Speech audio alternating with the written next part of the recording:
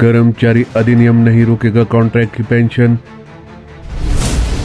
TGT के claim में शीला देवी case पर वित्त विभाग का ऑर्डर अप होल्ड। प्रारंभिक शिक्षा विभाग की ओर से पारित किए गए ऑर्डर से हुआ साफ, कॉन्ट्रैक्ट अवधि को वरिष्ठता, इंक्रीमेंट, प्रमोशन में नहीं जोड़ा जाएगा। हिमाचल सरकार द्वारा हाल ही में बनाए गए नए कर्मचारी अधिनियम से कॉन्ट्रैक्ट अवधि की पेंशन पर असर नहीं होगा।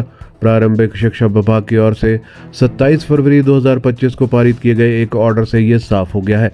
इस ऑर्डर में शीला देवी केस की जजमेंट पर वित्त विभाग द्वारा 10 जून 2024 को जारी किए गए ऑफिस मेमोरेंडम को अपहोल्ड किया गया है। हालांकि कॉन्ट्रैक्ट अवधि को पेंशन के अलावा वरिष्ठता, इंक्रीमेंट या प्रमोशन के लिए काउंट नहीं किया जाएगा। प्रारंभिक शिक्षा विभाग के निदेशक ने विपिन कुमार बनाम स्टेट ऑफ हिमाचल मामले में एक ऑर्डर पारित किया है।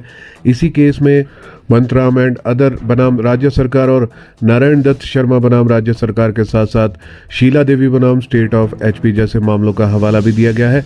प्रारंभिक शिक्षा निदेशक इस ऑर्डर में कहता है कि सुप्रीम कोर्ट ने शीला देवी के केस में स्पष्ट किया है कि कॉन्ट्रैक्ट की अवधि को यदि वह बिना ब्रेक रेगुलर सेवा में कन्वर्ट हुई है तो सिर्फ पेंशन के लिए ही गिना जाएगा।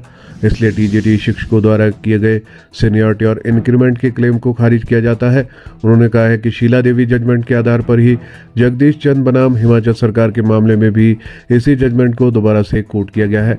इसलिए नियुक्ति की तिथि से सेवा लाभ मांग रहे टीजीटी शिक्षकों को सिर्फ इसका लाभ सीसीएस पेंशन रूल्स 1972 के तहत पेंशन देने के लिए ही दिया जाएगा और इससे संबंधित एंट्री इनकी सर्विस बुक में की जाएगी। इस ऑर्डर के आधार पर अब प्रारंभिक शिक्षा विभाग कोर्ट में भी रिप्लाई दायर करेगा।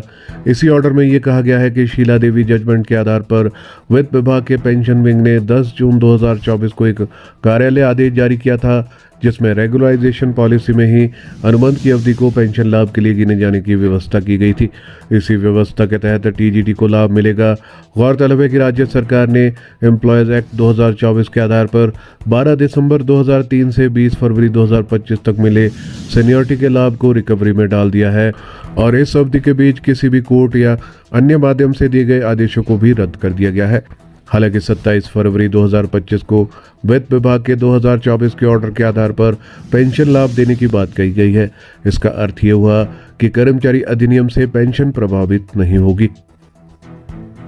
ये कर्मचारियों के लिए राहत भरी खबर है, क्योंकि एक तरफ जहां कर्मचारी अनुबंध अवधि की वरिष्ठता, इंक्रीमेंट व अन्य लाभ खो रहे हैं, वहीं पर सरकार ने पेंशन लाभ के लिए अनुबंध अवधि को गिनने का फैसला लिया है। वहीं पर हिमाचल सरकार ने सहायक प्रोफेसरों को भी दिया झटका। अनुबंध सेवाओं को अब स्थायी नौकरी में नहीं जोड़ा जाएगा। हिमाचल सरकार ने सहायक प्रोफेसरों, आचार्यों की संविदा सेवाओं की गणना संबंधी सभी अधिसूचनाएं वापस ले ली हैं। 2024 में लागू सरकारी सेवा अधिनियम के तहत लिया गया निर्णय, संबंधित अधिकारियों को तत्काल कार्रवाई करने के निर्देश। सहायक प्रोफेसरों, आचार्यों को झटका लगा है। अब अनुबंध सेवाओं को स्थायी नौकरी में नहीं जोड़ा जाएगा।